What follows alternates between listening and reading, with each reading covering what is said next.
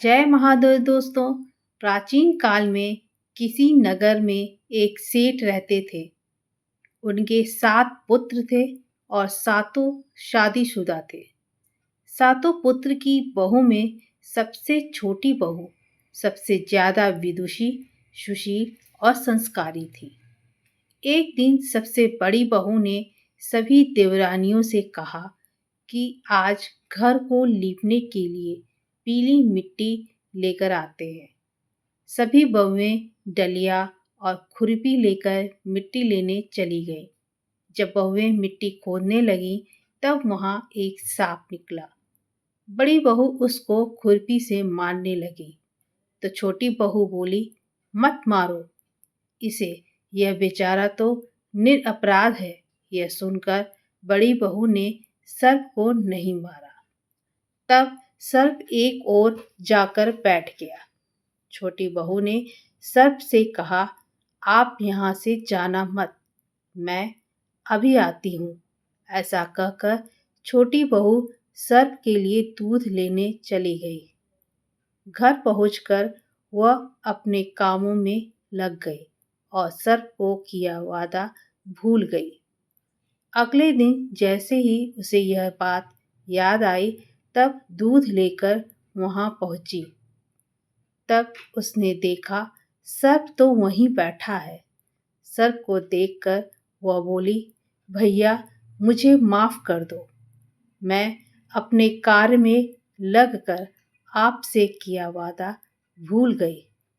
तब सर्प बोला, मुझसे झूठ बोलने पर मैं अभी तुमको डस लेता, लेकिन तूने मुझे भैया कहा है, इसलिए मैं तुझे छोड़ रहा हूँ और आज से तू मेरी बहन हुई। जो चाहिए मांग ले।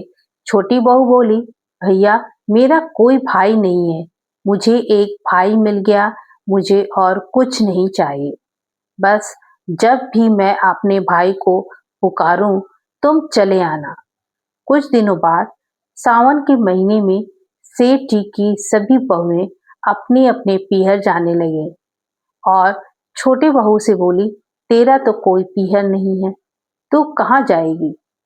यह सुनकर छोटी बहू बहुत रोने लगी।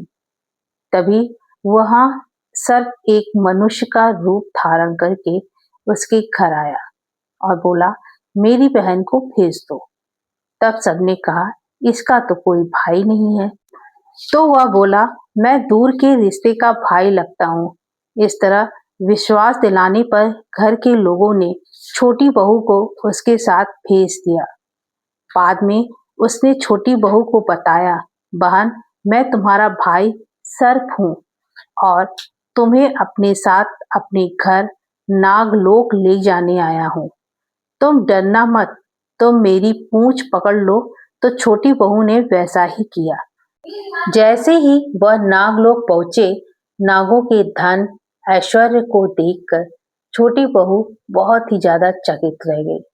जब उसे अपनी माता के पास ले गया और बोला, माता यह मेरी बहन है, इसने मेरी जान बचाई थी और यह कुछ दिन हमारे साथ रहने आई है।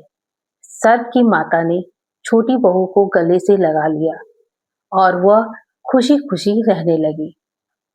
वहां शेषनाग के बहुत छोटे छोटे बच्चे जन्मे हुए थे। वह रोज देखती कि माँ सभी को रोज दूध ठंडा करके घंटी बजाती। घंटी की आवाज सुनकर सभी बच्चे वहां आकर दूध पी लेते थे। एक दिन वह माँ से बोली, माँ आज मैं दूध ठंडा कर देती हूँ। अभी दूध ठंडा भी नहीं हुआ था कि उसने जल्दीबाजी में घंटी बजा दी। घंटी की आवाज सुनकर छोटे छोटे सांप दौड़ पड़े। दूध पीते ही कईयों के फन जल गए। सभी सर्प बोले, हम इसे डसेंगे, परंतु माँ के समझाने पर बच्चे मान गए। तब उसके भाई सर्प और उसकी माँ ने छोटी बहू को हीरे मोती और जवाहरात देकर उसे विदा किया।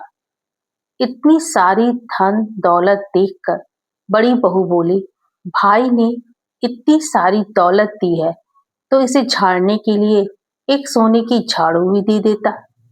यह सुनकर सर्प ने सोने की झाड़ू भी लाकर दे दी और उसकी माँ की तरफ से हीरे, मोती और मणियों का एक अद्भुत हार भी दिया।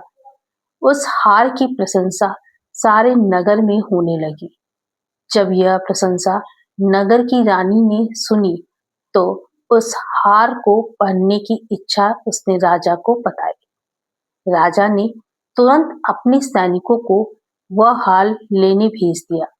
राजा के डर से सेठ जी ने छोटी बहू का हार सैनिकों को दे दिया। इस बात से छोटी बहू बहुत दुखी हुई और अपने भाई सर्प को बुला करके उसे सारी बातें बताई। सर्प बोला, बहन दुखी मत हो, राजा खुद तुम्हें वह हार लौटाएंगे। रानी ने जैसे ही वह हार पहना, वह हार सर्प बन गया और रानी ने वह उतार कर बाहर फेंक दिया।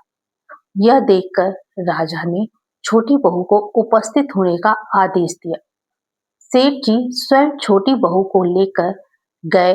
राजा ने छोटी बहू से पूछा, तूने क्या काला जादू किया? जो छोटी बहू बोली, राजन मुझे क्षमा कीजिए, यह हार ऐसा ही है, यह हार मुझे मेरे भाई ने दिया है।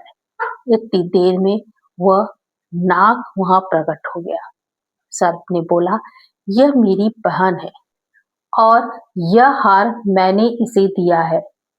यह देखकर सभी लोगों ने नाग देवता को प्रणाम किया। क्योंकि उस दिन पंचमी तिथि थी, इसलिए उस दिन से नाग पंचमी का त्योहार मनाया जाता है। तभी से सभी स्त्रियां सर्प को अपना भाई मानकर उसकी पूजा करती हैं। तो दोस्तों, कैसी लगी आपको आज की यह कहानी? ऐसी ही और कहानियों के लिए हमारे चैनल भक्तिन का पिटारा को तुरंत सब्सक्राइब कर लें। हर हर महादेव।